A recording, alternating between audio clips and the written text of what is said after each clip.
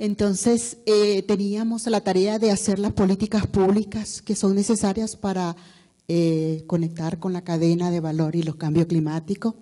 Y en esta tenemos, voy a atender yo la parte macro y un poco mi colega va a ir al resto de la cadena.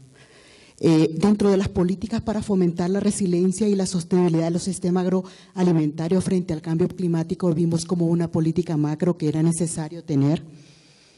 Dentro de ella, una política ambiental para el enfrentamiento al cambio climático, donde podemos tener políticas de ordenamiento territorial, estas que estén ligadas realmente es a identificar las zonas más apropiadas para el cultivo y para tener realmente ordenado. No solamente estábamos hablando, un ejemplo era el cacao, cómo podemos tener diferentes tipos de cacao en áreas donde realmente no tengan vínculos de poderse mezclar o tener articulado dentro del ordenamiento territorial por áreas de suelo, de agua, de políticas nacionales enfocadas a la biodiversidad y política forestal.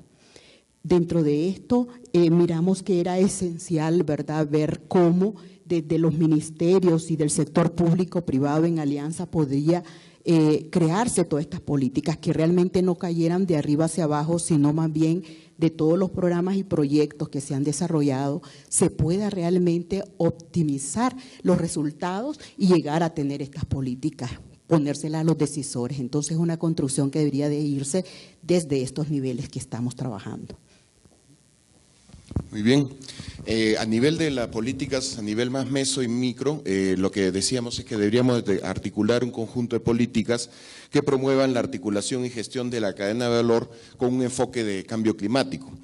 Y para ello, digamos, una de las tareas fundamentales de la política pública es promover la investigación científica y tecnológica, es decir, tener áreas de investigación con recursos públicos para ver los efectos del cambio climático en las cadenas de valor, pero también para diseñar paquetes tecnológicos que puedan ayudar a la adaptación o la mitigación de acuerdo a la cadena de valor respectiva.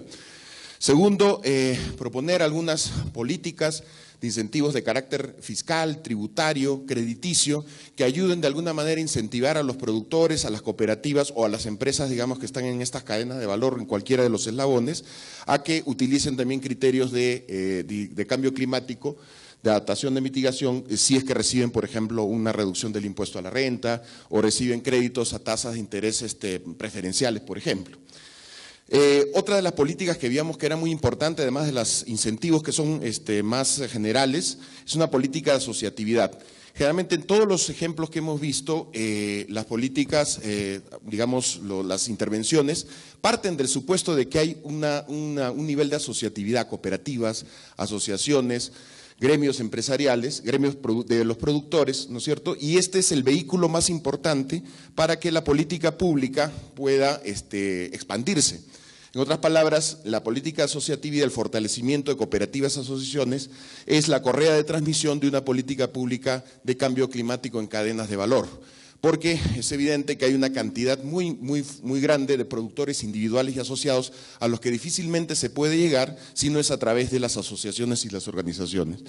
Entonces eso es muy importante. Y claro, ahí tenemos grandes desafíos porque, por ejemplo, en el caso peruano, solamente cerca del 20% de los productores agrícolas, según el censo, están en organizaciones de algún tipo, juntas de usuarios, juntas de regantes, cooperativas, asociaciones, en fin, la variedad enorme de instituciones que hay en ese nivel, ¿no? Otro elemento importante también, además de la asociatividad, es algunas políticas o mecanismos e instrumentos financieros que faciliten la implementación de las políticas de cambio climático en cadenas. Es un poco la apuesta del proyecto de la Cámara de Café y Cacao, que es buscar mecanismos financieros para que, organizaciones como cajas de ahorro y crédito o instituciones públicas puedan financiar siguiendo criterios verdes, ¿no?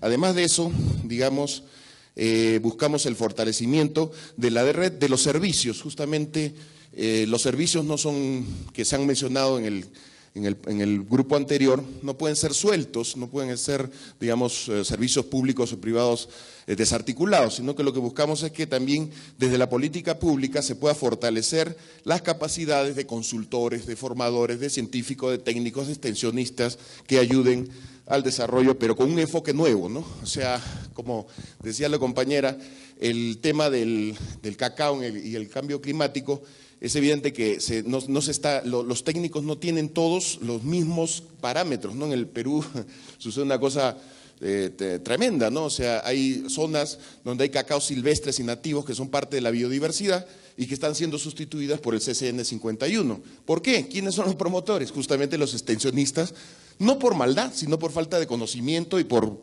pensar en otro tipo de políticas como de generar ingresos muy a corto plazo, ¿no? Entonces eso nos parece importante, pero también tenemos que buscar otras políticas más generales. Por ejemplo, deberíamos de incluir en la educación, ¿no? Y cuando hablo de educación en todos los niveles, la incorporación de contenidos de cambio climático y de temas vinculados a las políticas productivas. Y además es muy importante los planes concretos de adaptación al cambio climático de las cadenas de valor, pero que estos planes sean concertados, entre el sector público y privado, entre el sector, digamos, en el Ministerio del Ambiente y el Ministerio de Agricultura, que a veces, como vemos, divergen en sus enfoques y en sus miradas y no son capaces, en muchos de nuestros países, de concertar una visión común sobre lo que debe ser el desarrollo de las cadenas de valor. Entonces, creo que eso es un tema muy crítico y la coordinación a nivel del Estado, y también a nivel de gobierno nacional, regional y locales, ¿no? Eso es más o menos lo que habíamos comentado sobre políticas públicas.